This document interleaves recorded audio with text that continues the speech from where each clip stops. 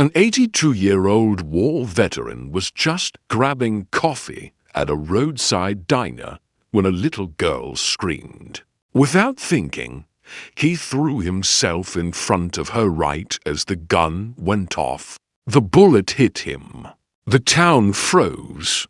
No one knew the girl was the only daughter of a feared biker gang leader.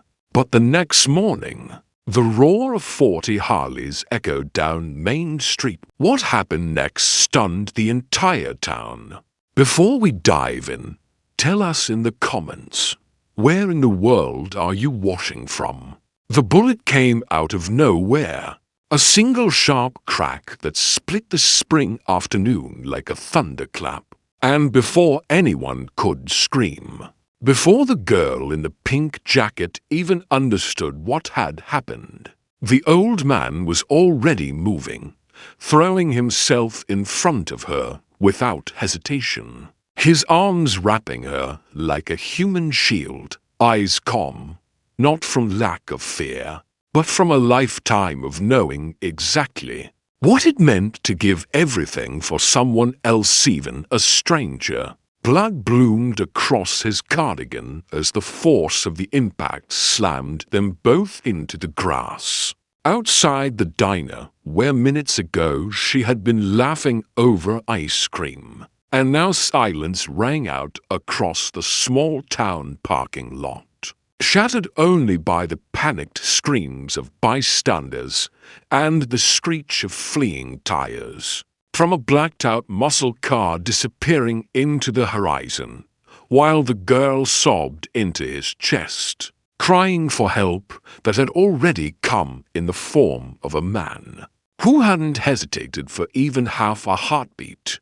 A man named Walter Doc Kinney, 82 years old, Vietnam medic, Silver Star recipient, and ghost of a generation that had learned the cost of freedom through fire and sacrifice, now bleeding out on the pavement for a girl whose name he didn't even know yet.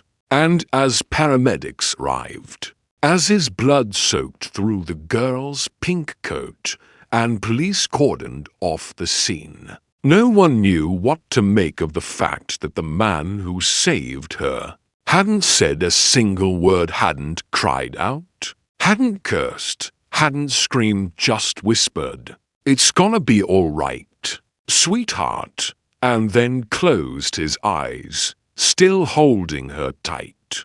The news hit the town like a freight train, and by morning, his name was on every local headline, though it barely captured the truth. Because the story wasn't about heroism alone, it was about what came next, and who came next. When a convoy of roaring engines filled the quiet streets and crone thunder shook the air, because Walter had saved the wrong girl, or maybe the right one. Because the man who rushed into the hospital room that morning, wearing a leather vest stitched with the insignia of the Sons of Perdition MC, was none other than Mason Breaker Kane, National Sergeant at Arms for one of the most feared outlaw biker clubs in America. And the girl Emily was his only daughter.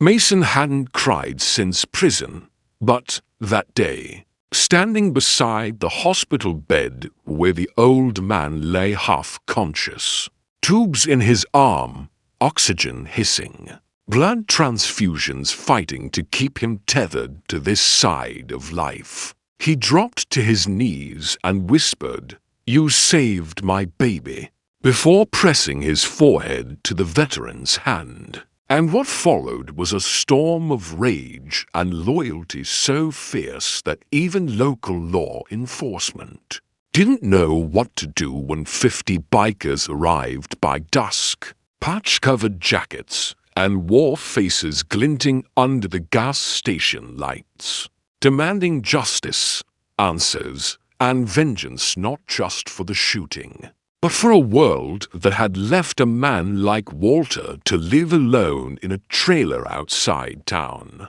forgotten and quiet, mowing grass for diner tips and feeding strays behind the alley, while half the town barely noticed him, except one waitress named Linda who always gave him free pie and called him sir without irony, and now stood weeping at the Ico doors. But Mason wasn't just there to weep, he was there to act. And by midnight he'd tracked down the shooter's car, abandoned in a junkyard near Mill Creek.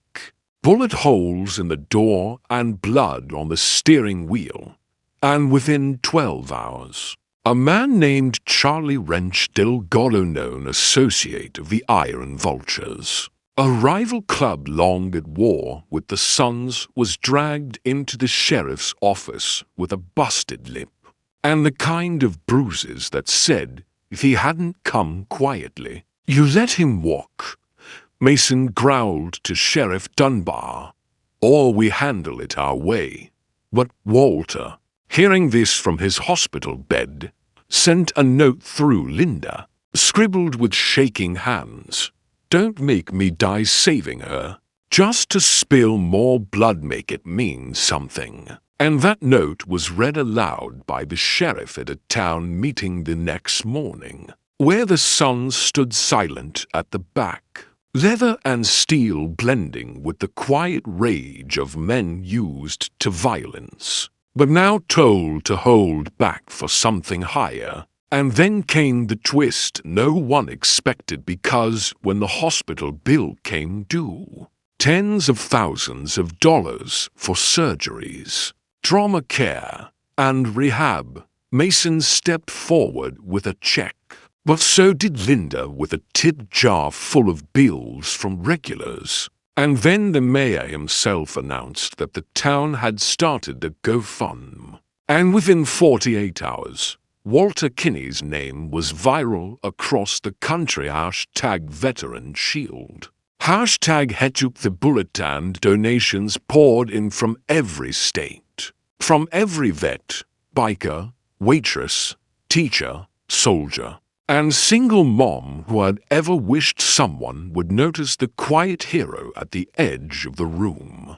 And Walter, waking days later to find flowers from 4-star generals, biker patches from a dozen states, and a photo of Emily asleep at his bedside clutching his hand. Did something no one expected. He smiled and whispered, "Guess I ain't done yet." And from that day, everything changed. He moved into a real home, gifted by the Sons of Perdition, renovated by volunteers, where kids came by to mow his lawn and ask him about the war, where Mason visited weekly with Emily, who now called Walter Grandpa Doc, and drew pictures of him with a red heart on his chest, and a cape like a superhero, and where every Memorial Day after that, the town held a parade not just for fallen soldiers, but for the ones who had lived quietly among them unseen, until one moment of selfless courage brought a community roaring back to life.